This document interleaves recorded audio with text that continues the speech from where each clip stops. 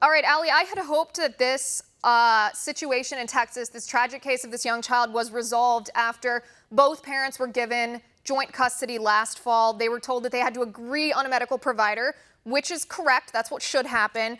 I don't understand this judge's order.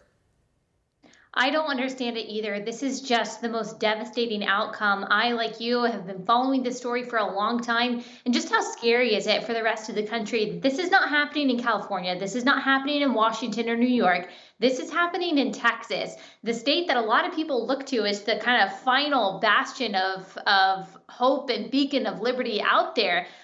We are seeing the politicization of medicine. We are seeing children sacrificed on the altar of a twisted ideology. Like you said, you read the facts. The so-called treatments that are used for these kids to, quote, transition, which of course we know that's biologically impossible, but tried to transition into the next gender. It hasn't been studied what the long-term implications of those treatments are for these kids. We know that it probably includes infertility. It probably includes some kind of mental impairment or mental development impairment.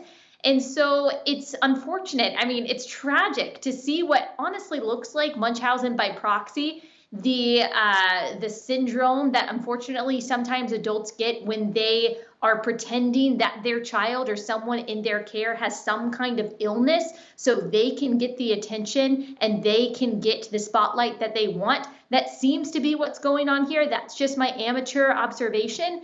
And unfortunately, James and his twin brother Jude, their childhoods have been ruined because of this woman's insanity. And I just hate that in the age of self love, we are teaching these kids, confused or not, to hate their bodies. And it just breaks my heart.